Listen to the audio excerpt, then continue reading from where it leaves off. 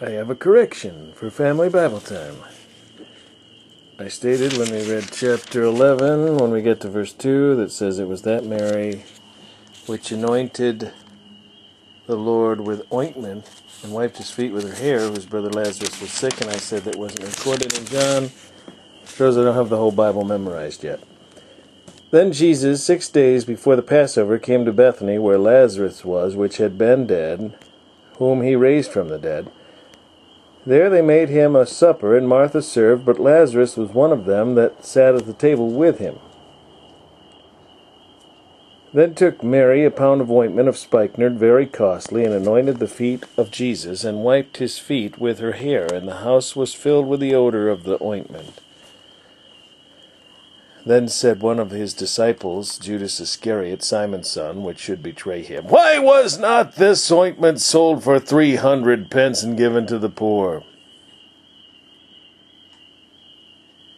This he said, not that he cared for the poor, but because he was a thief, and had the bag, and bare what was put therein. Then said Jesus, Let her alone. Against the day of my burying hath she kept this. For the poor always ye have with you, but me ye have not always.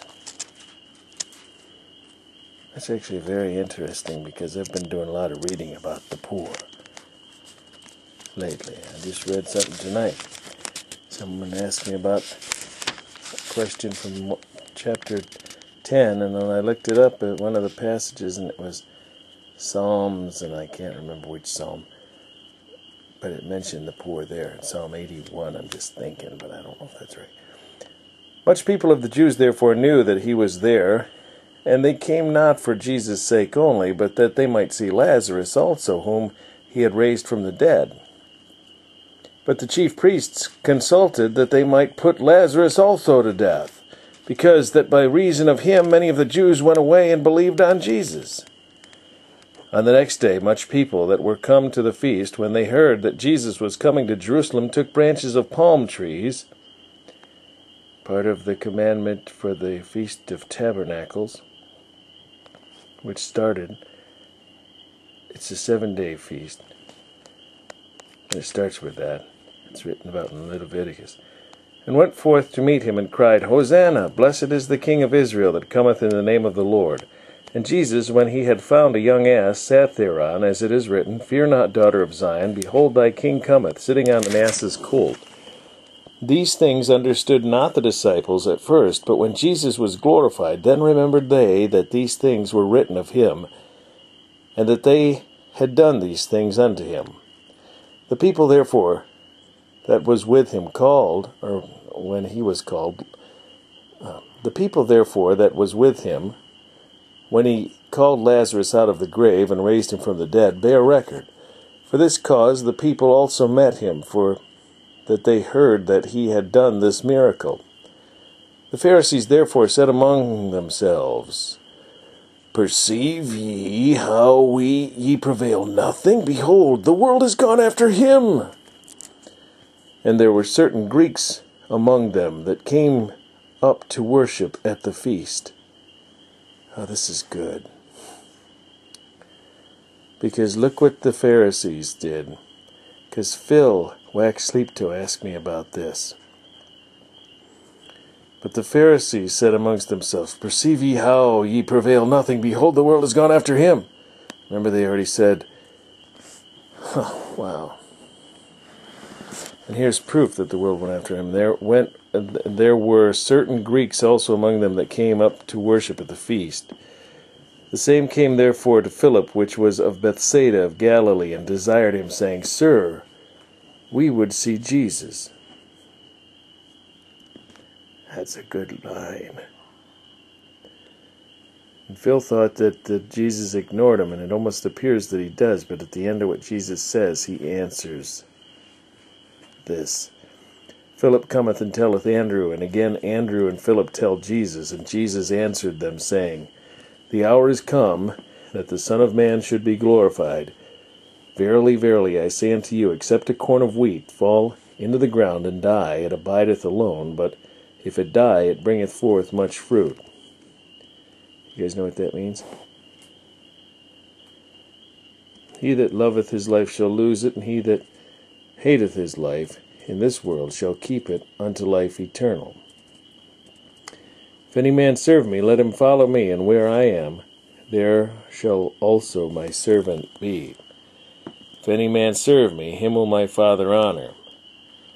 Now is my soul troubled, and what shall I say? Father, save me from this hour, but for this cause came I into this hour.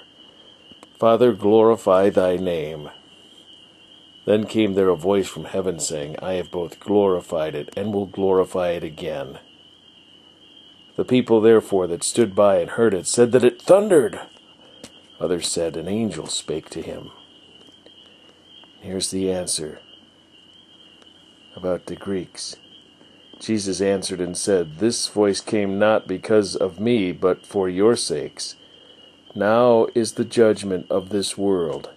Now shall the prince of this world be cast out. And I, if I be lifted up from the earth, will draw all men unto me, even the Greeks, the Gentiles, but the Jews too. Remember what it says? Who can say Romans 1:17? Say it loud. Say it loud. Romans 1:17. For I am not ashamed of Loud. For I am not ashamed of the gospel of Christ, for it is the power of God unto salvation, to the Jews first, but also to the Greeks. To everyone that believeth. For I am not ashamed of the gospel of Christ, for it is the power of God unto salvation to everyone that believeth. I will draw all men unto myself.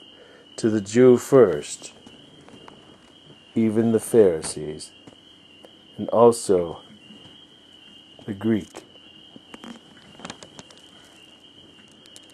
This he said, signifying what death he should die. And the people answered him, We have heard out of the law that Christ abideth forever. And how sayest thou, the Son of Man must be lifted up? Who is this Son of Man? Then Jesus said unto them, Yet a little while is the light with you. Walk while ye have the light, lest darkness come upon you. For he that walketh in darkness knoweth not whither he goeth. While ye have the light, believe in the light, that ye may be children of the light. These things spake Jesus, and departed, and hid himself from them. But though he had done so many miracles before them, yet they believed not on him. That the saying of Isaiah the prophet might be fulfilled, which he spake, Lord, who hath believed our report? And to whom hath the arm of the Lord been revealed? You guys know what that's from? Yep. That's what it says. But what chapter? 53. Therefore they could not believe, because that Isaiah said again, He hath blinded their eyes and hardened their heart, that they should not see with their eyes, nor understand with their heart, and be converted, and I should heal them.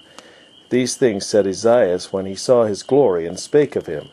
Nevertheless, among the chief rulers also many believed on him, but because of the Pharisees they did not confess him, lest they should be put out of the synagogue. For they loved the praise of men more than the praise of God. Jesus cried and said, He that believeth on me believeth not on me, but on him that sent me.